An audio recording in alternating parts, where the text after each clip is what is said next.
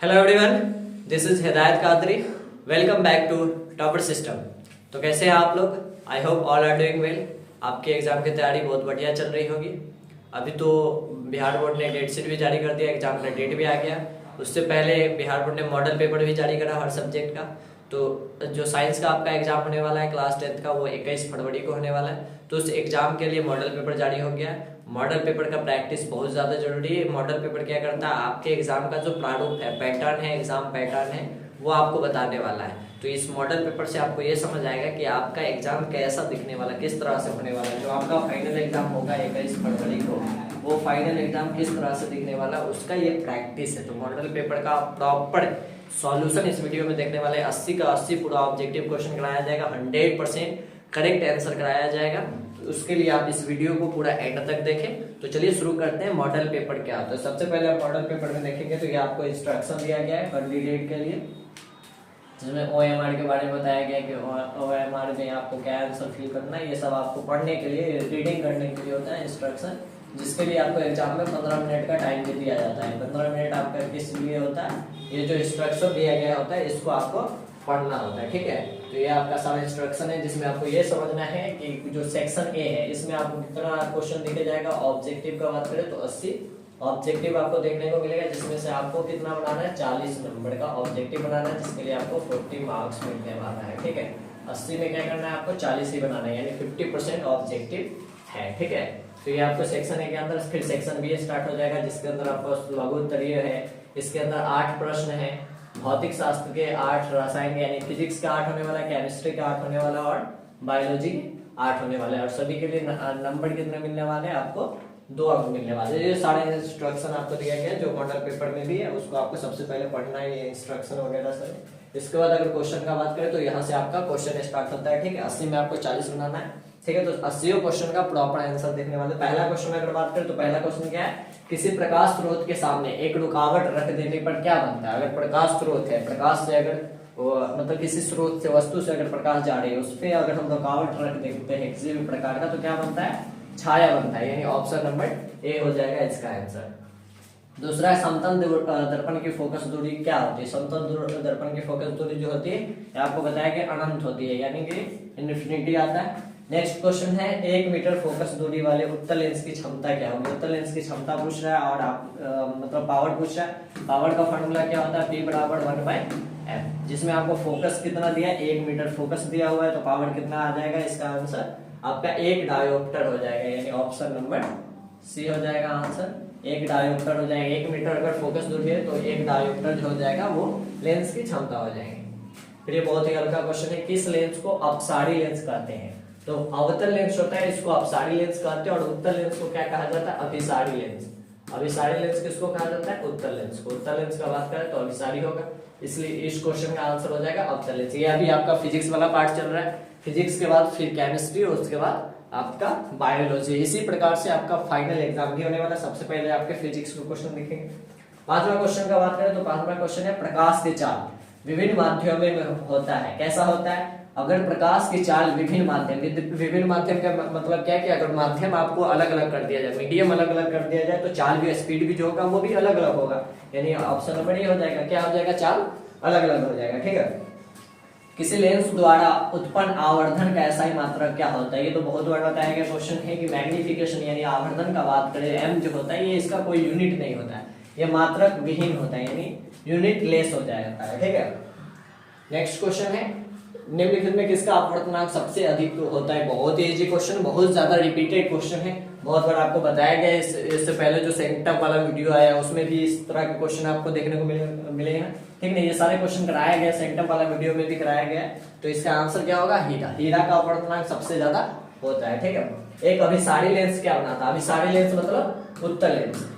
इस लेंस को अभिसारी कहते हैं, उत्तल लेंस को अभिसारी लेंस कहते हैं। तो उत्तल लेंस किस प्रकार का मतलब प्रतिबिंब बनाता है, तो उत्तल लेंस जो है वो आभासी भी बनाता है और वास्तविक भी बनाता है, यानी इसका आंसर क्या हो जाएगा, कभी आभासी और कभी वास्तविक, दोनों हो जाएगा, ठीक है। आकाश का नीला रंग होना किस परिघटना का परिणाम है। अपवर्तन होता है, परावर्तन होता है, प्रकीर्णन होता है, या कोई नहीं होता है। तो प्रकाश का नीला रंग ये प्रकीर्णन है। यह बहुत ही क्वेश्चन है कि प्रकीर्णन के द्वारा प्रकाश का नीला रंग होता है, ठीक। नेक्स्ट क्वेश्चन है प्रकाश का प्राथमिक रंग क्या है। प्रकाश के प्राथमिक रंग क्या है, लाल है, हरा है, नीला है, या सभी है, तो सभी हो जाएगा। प्रकाश का प्राथमिक रंग लाल भी है, नीला भी है, हरा भी है। नेक्स्ट क्वेश्चन है, बृहत संख्या में प्रकाश सुग्राही कोशिकाएं कहाँ होती है? कॉर्निया में, पुतली में, रेटिना में, मानव नेत्र वाला चैप्टर का क्वेश्चन है, रेटिना में होता है, ठीक है। दूर दृष्टि दोष के उपचार के लिए किस लेंस का प्रयोग होता है? तो दूर दृष्टि के लिए उत्तल लेंस का उपयोग किया जाता है। और अवतल लेंस का उपयोग किस लिए करना जाता है? निकट दृष्टि दोष का उपचार, यानी निकट दृष्टि दोष है उसको ठीक करने के लिए अवतल लेंस का इस्तेमाल करते हैं, ठीक है ना। निकट दृष्टि दोष के लिए अवतल लेंस और दूर दृष्टि दोष के लिए उत्तल लेंस, ठीक है। मानव नेत्र के लिए दृष्टि का स्थायित्व कितना होता है? 1/16 सेकेंड। वेरी इजी क्वेश्चन है, इस तरह के क्वेश्चन तो बहुत आसान है। निम्न में से कौन सा मात्रक वाट के बराबर होता है? वाट का वैल्यू क्या होता है? वाट बराबर होता है जूल बटे का सेकंड, जूल पर सेकंड। ये आपका वाट का वैल्यू, सिंपल सा फॉर्मूला वैल्यू है, इसको आपको याद रखना है। वाट बराबर क्या हो जाएगा? जूल पर सेकंड, यानी जूल बटे सेकंड। ऑप्शन नंबर बी हो जाएगा, ठीक है। 1 किलोवाट घंटा बराबर होता है, इस पे भी क्वेश्चन होता है। 1 किलोवाट घंटा कितने के बराबर होता है? 1 kWh। ये इसको क्या कहते हैं? 1 किलोवाट घंटा को 1 यूनिट कहा जाता है, इसको 1 यूनिट कहा जाता है। और इसकी वैल्यू कितनी होती है? 3.6 इंटू 10 का पावर 6 जूल, ये इसकी वैल्यू होती है। 1 किलोवाट घंटा को 1 यूनिट भी कहा जाता है।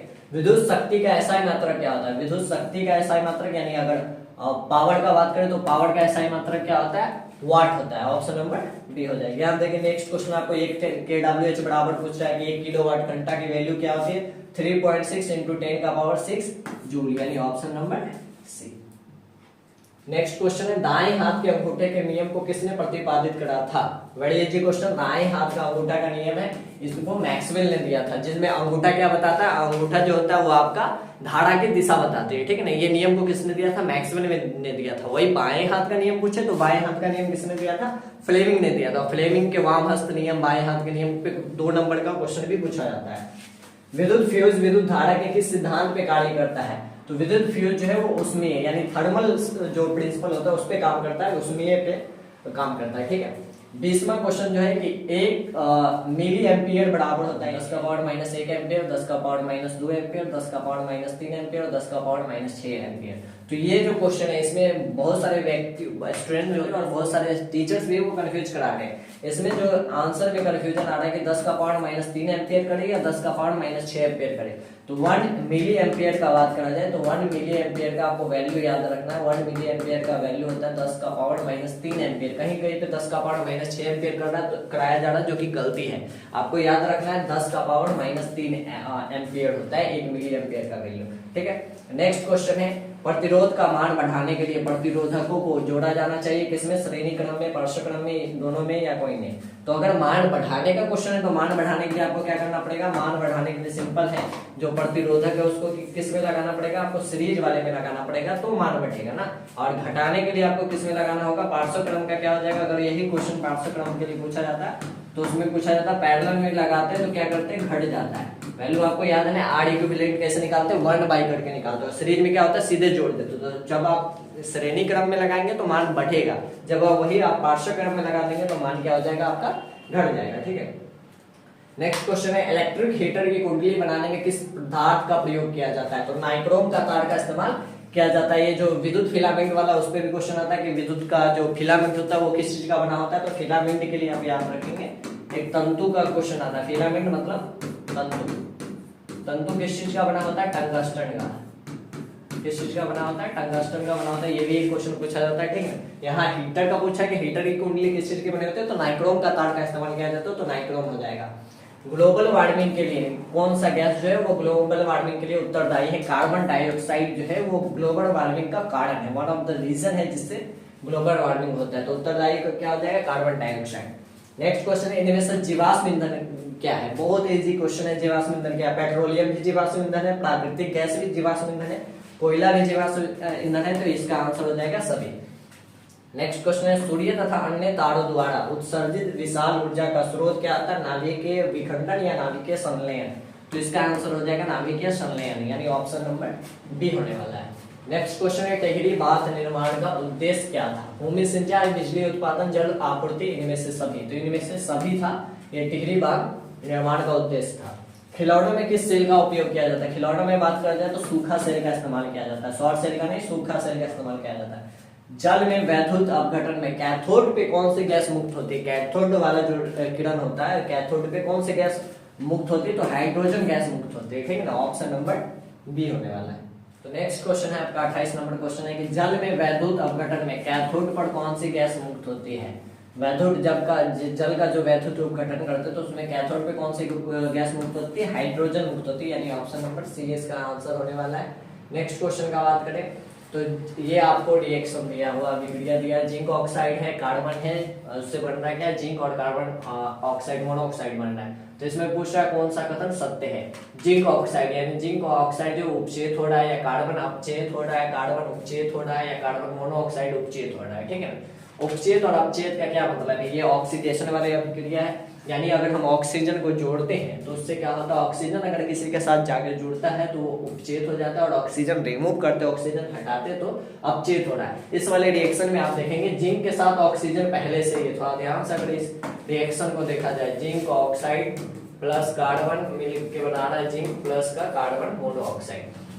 ऑक्सीजन जो है वो जिंक के साथ है, लेकिन यहाँ पे ऑक्सीजन जिंक से हट रहा है, तो यानी जिंक का क्या हो रहा है? जिंक का क्या हो रहा है? वो अपचेत हो रहा है, लेकिन इसमें जिंक अपचेत का कोई ऑप्शन नहीं है, ठीक है। इसके साथ कार्बन जो है, कार्बन में ऑक्सीजन जो है वो जुड़ रहा है, यानी ऑक्सीजन क्या हो रहा है? उसमें ऐड हो रहा है, ऑक्सीजन जुड़ेगा तो कार्बन क्या हो जाएगा? उपचेत हो रहा है, यानी ऑप्शन नंबर इसका क्या हो जाएगा? सी आंसर होने वाला है। कार्बन क्या हो रहा है? उपचेत हो रहा है, कार्बन में ऑक्सीजन आगे जुड़ रहा है, ठीक है। नेक्स्ट क्वेश्चन है जस्ता तथा तरल हाइड्रोक्लोरिक अम्ल की अभिक्रिया के फलस्वरूप कौन सी गैस बनती है? जस्ता यानी जस्ता मतलब जिंक, जिंक और हाइड्रोक्लोरिक अम्ल का अगर हम रिएक्शन कराते हैं, जिंक और HCl का रिएक्शन कराते हैं तो क्या बनेगा आपका? जिंक क्लोराइड बनेगा और हाइड्रोजन गैस जो होगी वो विमुक्त हो जाएगी, हाइड्रोजन गैस रिलीज होगी, यानी ऑप्शन नंबर क्या हो जाएगा इसका? बी आंसर हो जाएगा, हाइड्रोजन। निम्नलिखित में कौन सा गैस चूना जल को दूधिया कर देती है? चूना जल को दूधिया कार्बन डाइऑक्साइड गैस करती है। नेक्स्ट अगले क्वेश्चन का बात करें तो कौन सा बुझा हुआ चूना का फॉर्मूला पूछा हुआ, डायरेक्ट रासायनिक सूत्र क्या होगा? कैल्शियम यानी CaOH2, कैल्शियम हाइड्रोक्साइड ये CaOH2, ये आपका हो जाएगा बुझा हुआ चूना का आंसर हो जाएगा, ये सीधे रासायनिक फॉर्मूला है।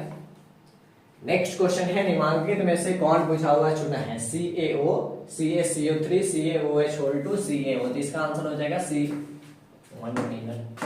तो नेक्स्ट क्वेश्चन है आपका निम्नलिखित में से कौन सा बुझा हुआ चूना है? CaO, CaCO3 या CaOH2 और Ca, ये डायरेक्ट रासायनिक फॉर्मूला पूछा हुआ है, तो बुझा हुआ चूना का क्या होता है? CaOH2, ऑप्शन नंबर सी हो जाएगा। बहुत इजी क्वेश्चन है, यहाँ देख रहा है दंत मंजन प्राय कैसा होता है? दंत मंजन या टूथपेस्ट का बात करें तो वो क्षारीय होता है, हमेशा क्षारीय ही होगा। नेक्स्ट क्वेश्चन है नींबू में कौन सा अम्ल होता है? नींबू में बात करा जाए तो नींबू में आपका सिट्रिक अम्ल पाया जाता है। वही लैक्टिक अम्ल आपका कहाँ पाया जाता है? लैक्टिक अम्ल दही में पाया जाता है, दही वगैरह में। लैक्टिक एसिटिक अम्ल सिरका में, यहाँ पे याद रखिए सिरका में क्या होता है? विनेगर एसिटिक अम्ल पाया जाता है। और फॉर्मिक अम्ल चींटी के डंक में, ये अम्ल वाला चैप्टर में आपको पढ़ना है, चींटी के डंक में पाया जाता है फॉर्मिक अम्ल। नेक्स्ट क्वेश्चन है आपका मिल्क ऑफ मैग्नीशिया का पीएच मान क्या होता है? पीएच मान में क्वेश्चन पूछा, मिल्क ऑफ मैग्नीशिया का पीएच मान एग्जैक्ट 10.5 होता है, यानी ऑप्शन नंबर डी हो जाएगा। ये सारे 35 क्वेश्चन जो थे वो आपके फिजिक्स के नहीं थे, मिस्टेक। नेक्स्ट क्वेश्चन है आपका, ये आपका केमिस्ट्री का क्वेश्चन चल रहा है कि जस्ता का एसिड क्या होगा? जस्ता मतलब जिंक, जिंक का एसिड पूछा तो जिंक का एसिड क्या होगा? यानी और का बात करा जाए तो वो जिंक ब्लेड होता है, ठीक है, ब्लेड, ऑप्शन नंबर डी हो जाएगा। धातु जो सिर्फ अम्ल राज में घुलता है, अम्ल राज क्या होता है? अम्ल राज जो होता है वो दो धातु को घुला सकता है जो कठोर होता है, एक तो आपको गोल्ड और दूसरा प्लेटिनम। गोल्ड और प्लेटिनम को अम्ल राज घुला देता है, तो कौन सा धातु है जो अम्ल राज से घुलता है? यानी इसमें आपको प्लेटिनम तो नहीं दिख रहा है, गोल्ड आपको दिख रहा है, यानी AU, ऑप्शन नंबर सी इसका आंसर हो जाएगा। निम्नलिखित में कौन आयनिक यौगिक है? कौन सा ऑप्शन आपको आयनिक यौगिक, आयनिक यौगिक का बात करा जाए तो आयन क्या? आयनिक यौगिक जिसमें इलेक्ट्रॉन के ट्रांसफर से बनते हैं, यानी एक इलेक्ट्रॉन देने से या 2 इलेक्ट्रॉन, 3 इलेक्ट्रॉन, 4 इलेक्ट्रॉन ट्रांसफर करने से जो यौगिक बनता है उसको आयनिक यौगिक कहा जाता है। तो कैल्शियम क्लोराइड जो है ये आयनिक कंपाउंड है, KCl भी है। लेकिन कार्बन डाइऑक्साइड जो है, कार्बन और ऑक्सीजन से जो यौगिक बनता है कार्बन डाइऑक्साइड, यहाँ पे क्या होता है? शेयर करा जाता है। तो ये आयनिक नहीं है, यहाँ पे शेयर हो रहा है। कार्बन वाला चैप्टर में आप पूरा इसको पढ़ेंगे कि पढ़ रहे होंगे कि कार्बन डाइऑक्साइड और कार्बन क्या करता है, शेयर करता है, ठीक है ना। तो आयनिक यौगिक नहीं होगा ये, ऑप्शन नंबर बी जो है वो आयनिक यौगिक नहीं है। हीलियम गैस क्या है, ये तो और भी इजी क्वेश्चन है। हीलियम क्या है, सक्रिय है, अक्रिय गैस है, उदासीन गैस है। तो हीलियम जो है वो अक्रिय गैस है, किसी भी प्रकार का रिएक्शन नहीं करता। अक्रिय गैस को और भी नाम से जानते हैं, इसी को नोबल गैस भी कहा जाता है। अगर इसके और नाम बताएं तो नोबल गैस कहा जाता है। इसको उसमें पढ़ेंगे आवर्ती वाले में, शून्य ग्रुप के है, शून्य समूह के सदस्य है हीलियम। ये सारे क्या होते हैं, अक्रिय गैस होते हैं, ठीक है। नेक्स्ट क्वेश्चन है आपका, सबसे कठोर प्राकृतिक पदार्थ क्या है। बहुत बार कराया गया क्वेश्चन है, वेरी इजी क्वेश्चन। सेंटअप वाले वीडियो में भी आपको ये क्वेश्चन मिल जाएगा कि सबसे कठोर प्राकृतिक पदार्थ क्या है। दुनिया का प्रकृति पर मौजूद सबसे कठोर पदार्थ है हीरा। ये तो सीधे आप देख के डायरेक्ट आंसर लगा दें। बेंजीन का अणुसूत्र, ये क्वेश्चन भी कराया गया कि बेंजीन जो होता है उसमें कार्बन भी 6 होता है और हाइड्रोजन भी 6 होता है। ये खास है कि इसमें कार्बन भी 6 होते हैं, हाइड्रोजन भी 6 होते हैं। सीधे याद होना चाहिए बेंजीन का अणुसूत्र। हाइड्रोजन के दो परमाणुओं के बीच कितने आबंध बनते हैं, ये भी क्वेश्चन कराया गया कि हाइड्रोजन जो रहता है, हाइड्रोजन का जो बॉन्ड बनता है वो कितना बॉन्ड बनता है। तो हाइड्रोजन जो है वो शेयर करके बनाता है और हाइड्रोजन के बीच क्या बनते हैं, एक ही बॉन्ड बनते हैं, एक आबंध बनते हैं। यानी ऑप्शन नंबर सी हो जाएगा, एक आबंध बनाता है। चूना जल का रासायनिक नाम क्या है। चूना जल का रासायनिक नाम होता है कैल्शियम हाइड्रोक्साइड। नेक्स्ट क्वेश्चन आपका, चीनी का रासायनिक सूत्र। बहुत इजी क्वेश्चन पूछा है कि चीनी के ये C6H12O6 ये ग्लूकोज का होता है, C12H22O11 ये चीनी का होता है। ये आप किसका होता है, ग्लूकोज का होता है। C6H12O6 ग्लूकोज का होता है और चीनी का होता है C12H22O11, यानी ऑप्शन नंबर सी हो जाएगा इसका आंसर। नेक्स्ट क्वेश्चन है, निम्नलिखित में कौन सा कार्बनिक यौगिक सबसे अधिक अभिक्रियाशील है। तो इनमें से कौन सा है जो सबसे अधिक है। तो इसमें आप देख सकते हैं C2H4, ये क्या है, एथीन है। तो ये अभी सबसे अधिक अभिक्रियाशील होगा, ऑप्शन नंबर डी।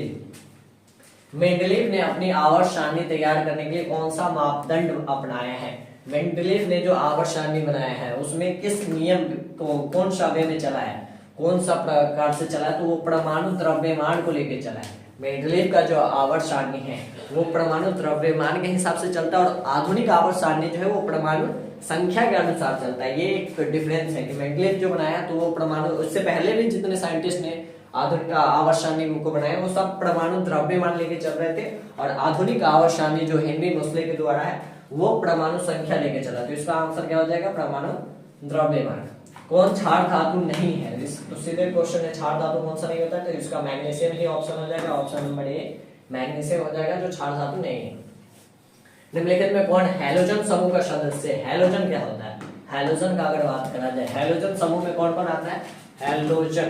हैलोजन के अंदर आपको चार तत्व मिल जाएंगे। एक आपका क्लोरीन हो जाएगा, हैलोजन के अंदर क्या होगा, क्लोरीन, दूसरा ब्रोमीन, तीसरा फ्लोरीन और चौथा आयोडीन। ये चार जो होते हैं ये हैलोजन समूह के सदस्य है, क्लोरीन, ब्रोमीन, फ्लोरीन और आयोडीन। इसमें से कौन सा आपको ऑप्शन दिख रहा है, ब्रोमीन आपको यहाँ पे दिख रहा है। तो इसका आंसर क्या हो जाएगा, ब्रोमीन हो जाएगा, ऑप्शन नंबर सी। जिंक की परमाणु संख्या क्या है, ये तो बहुत ही आसान क्वेश्चन है। जिंक की परमाणु संख्या क्या है, 30 होती है। नेक्स्ट क्वेश्चन है, निम्नलिखित में कौन विद्युत ऋणात्मक होते हैं। यानी इलेक्ट्रोनेगेटिव का बात करा जाए तो अधातु जो होता है वो विद्युत ऋणात्मक होता है, धातु जो होता है वो धनात्मक होता है। तो इसका आंसर क्या हो जाएगा, तो अधातु विद्युत ऋणात्मक होते हैं। राजस्थान के किस ग्राम में चिपको आंदोलन के क्रम में महिलाओं ने जाने दी थी। ये तो एसएसटी टाइप क्वेश्चन है, तो ये आपको आंसर जो हो जाएगा इसका खेजड़ी हो जाएगा, आउट ऑफ सिलेबस क्वेश्चन सब है। निम्नलिखित में किसके कारण पर्यावरण में संतुलन बिगड़ जाता है। पर्यावरण में संतुलन किसके कारण बिगड़ता है, वन रोपण, बढ़ती मानव जनसंख्या, अधिक हरे पौधों का उगना या जैव विविधता। तो वन रोपण से तो नहीं होगा, संतुलन बिगड़ रहा है तो बिगड़ने का सबसे बड़ा कारण है बढ़ती मानव जनसंख्या। बढ़ती मानव जनसंख्या जो ये सबसे बड़ा रीजन है। नेक्स्ट क्वेश्चन है, पर्यावरण को प्रदूषण से बचाने का सबसे अच्छा क्या तरीका है। सबसे अच्छा तरीका वस्तु का पुनर्चालन है, वस्तु का पुनरुपयोग है, या वस्तु के उपयोग में कमी है, या सभी है। तो इसका आंसर तो पुनर्चालन होना चाहिए, लेकिन ये भी सही होगा। तीनों ऑप्शन सही है, तो यानी इसका आंसर हो जाएगा इनमें से सभी।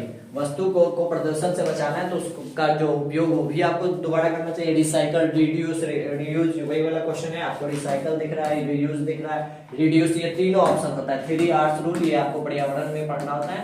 Recycle, reduce, reuse. ठीक है, तीनों होगा option number D. Next question, सौर सेल में किसका उपयोग होता है? यूरेनियम का, सिलिकॉन का इस्तेमाल जो होता है वो सौर सेल में किया जाता है। निम्नलिखित में कौन मुख्यतः बायोगैस का, बायोगैस का मुख्य अवयव कौन है? बायोगैस का मुख्य अवयव होता है मीथेन, और मीथेन का फॉर्मूला क्या होता है? CH4। CH4 इसका आंसर हो जाएगा। ये आपका 55 तक था केमिस्ट्री। इसके बाद जो होगा आपका बायो स्टार्ट हो जाएगा। यहाँ से क्या स्टार्ट हो रहा है? बायो स्टार्ट हो रहा है। मनुष्य के दांत की सबसे ऊपरी परत क्या है? मनुष्य का दांत जो होता है उसका सबसे ऊपरी परत को कहते हैं इनामेन। क्या कहते हैं? इनामेन। जठर ग्रंथियां पाई जाती है। जठर ग्रंथि क्या होता है? गैस्ट्रिक जूस का बात करते हैं तो अमाशय में पाया जाता है। ठीक है। निम्नलिखित में कौन वसा के पाचन में सहायक होता है? वसा के पाचन में सहायक जो एंजाइम होता है उसका नाम है लाइपेज। पीत रस का रंग होता है, पीत रस के रंग पीला भी होते हैं और हरा भी होते हैं, लेकिन एग्जैक्ट आंसर हरा है, इसलिए इसका आंसर आप क्या लगाएंगे? हरा लगाएंगे। यहाँ पे भी कंफ्यूज नहीं करना। पीत रस का बायोजूस का अगर पूछा जाए कलर के बारे में तो पीला भी होता है, लेकिन एग्जैक्ट जो परफेक्ट आंसर है वो हरा लगाना है आपको, हरा हो जाएगा इसका आंसर। पौधों में श्वसन होता है। पौधों में श्वसन का होता है, तना में भी होता है, पत्तियों में भी होता है, जड़ों में भी होता है, यानी ऑप्शन नंबर डी हो जाएगा इसका आंसर। हरे पौधे रात्रि में किस गैस का निष्कासन करते हैं? किस गैस का निष्कासन करते हैं? कार्बन डाइऑक्साइड गैस का निष्कासन करते हैं। किण्वन के फलस्वरूप कितने एटीपी का निर्माण होता है? जब किण्वन अभिक्रिया होता है। नेक्स्ट क्वेश्चन है आपका, हम बोले ना।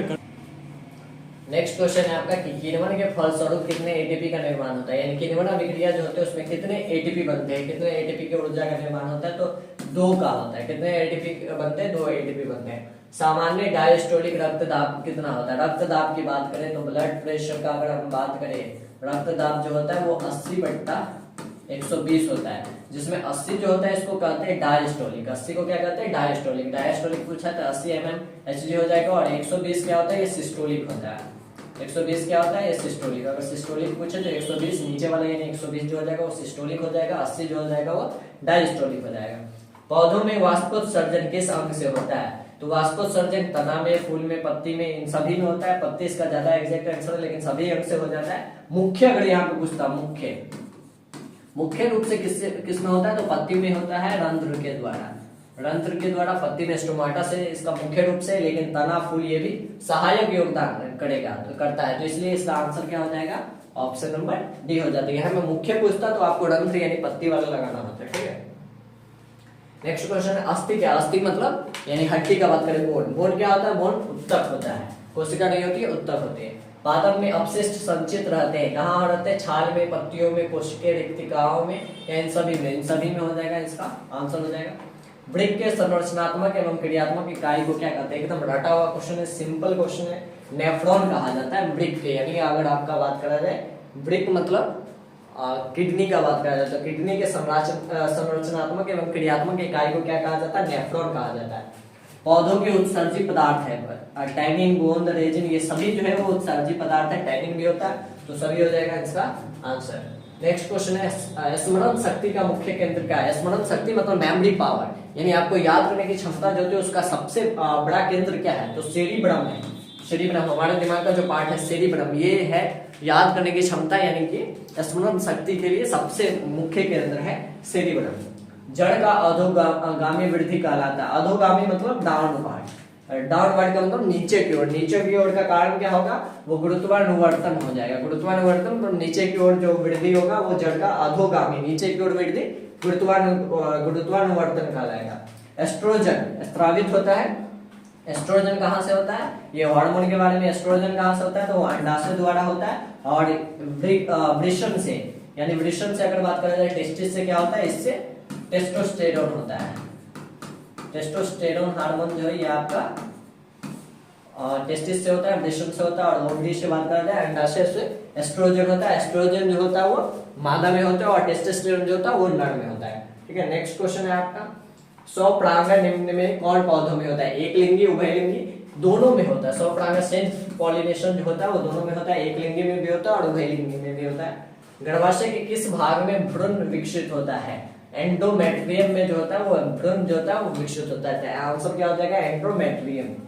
नेक्स्ट क्वेश्चन है निम्नलिखित में कौन सा भाग केवल पुरुष जननांग में पाया जाता है? यानी मेल में अगर बात करा जाए कौन सा पार्ट है जो मेल में ही पाया जाता है? तो शुक्रवाहिका, यानी वास्ट डिफरेंस जो है वो मेल में ही पाया जाता है।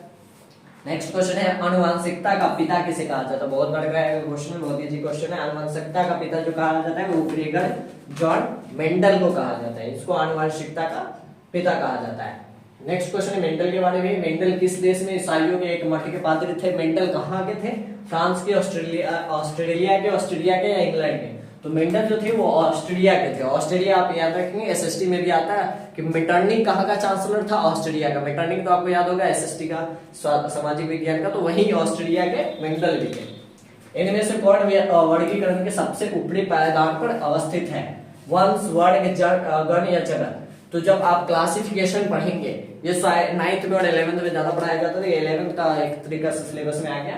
तो जब आप पढ़ेंगे कोशिका को, उत्तक को, यानी बायोलॉजी का अगर पूरा क्लासिफिकेशन पढ़ेंगे तो सबसे पहले स्टार्ट जो होता है, सबसे ऊपर होता है वो जगत होता है, किंगडम होता है। तो सबसे ऊपरी पायदान पे कुछ जगत होता है, किंगडम के बाद आपका क्लास होता है, जनरा होता है, ऑर्डर, यानी जगत के बाद वंश बनेंगे। तो जगत जो होता है सबसे ऊपरी होता है। नेक्स्ट क्वेश्चन है सूक्ष्म उपभोक्ता का उदाहरण क्या है? जीवाणु, कवक, शैवाल, ए और विद्युत। जीवाणु और कवक दोनों होते हैं, तो इसका आंसर क्या हो जाएगा? दोनों हो जाएगा। 79 नंबर क्वेश्चन जो है मांसाहारी जीवों को क्या कहा जाता है? मांसाहारी जीव जो होते हैं वो प्राथमिक उपभोक्ता नहीं, प्राथमिक उपभोक्ता जो होते हैं वो मतलब जो पेड़ पौधे होते हैं, हरे पौधे, पेड़ पौधे, ये प्राथमिक उपभोक्ता के अंतर्गत होता है। मांसाहारी क्या होता है? वो द्वितीयक उपभोक्ता होता है। ये तो खुद प्राथमिक उपभोक्ता का को खाता है, यानी अगर आप खास श्रृंखला में पढ़ेंगे तो एक उपभोक्ता क्या हो जाएगा? मांसाहारी हो जाएगा। और प्राथमिक क्या है? हरे पेड़ पौधे जो है ये सब प्राथमिक हो जाएगा।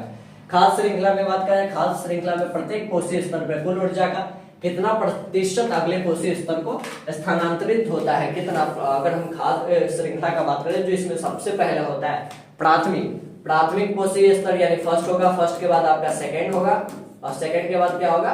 थर्ड होगा।